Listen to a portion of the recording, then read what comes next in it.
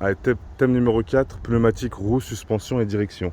Donc là, monsieur l'inspecteur, pendant la manœuvre, si vous le souhaitez, donc je ferai un test dans la direction en tournant un demi-tour, un quart de tour à gauche, un demi-tour ou un quart de tour à droite, de façon à m'assurer qu'il n'y ait pas de point dur, pas de point de résistance et qu'il n'y a pas de bruit anormal. Si jamais il y avait un point dur, on bascule la cabine, on rajoute du liquide d'assistance de direction et on vient à la roue.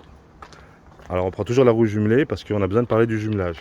Alors le garde-boue, il manque la partie supérieure, mais sinon le reste bien fixé et en bon état, ainsi que la bavette. Alors la bande de roulement, elle a une usure correcte, vous avez les gants toujours. Hein. Le flanc, pas de déchirure, pas de dernier sur le flanc. Les boulons à l'intérieur, ils sont bien présents, ils sont tous présents et ils semblent bien serrés. À l'intérieur du jumelage, voilà, on va regarder à l'intérieur. Il n'y a pas de corps étranger à l'intérieur. Ensuite, la pression du pneu semble bonne et on vient à la suspension.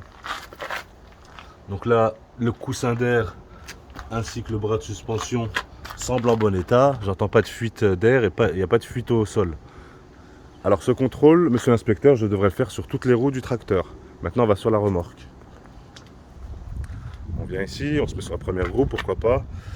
Le garde-boue est bien fixé et il est en bon état. Ensuite, la bande de roulement, elle a une usure correcte. Le flanc du pneu, pas de déchirure, pas d'hernie. Tous les écrous, tous les boulons sont présents et me semblent bien serrés. Et la pression d'air, elle me semble bonne. Ensuite, le coussin d'air semble en bon état, j'entends pas de fuite. Ainsi que le bras de suspension, pas de tache au sol. Ce contrôle, je devrais l'effectuer sur toutes les roues de la remorque, fin du thème numéro 4.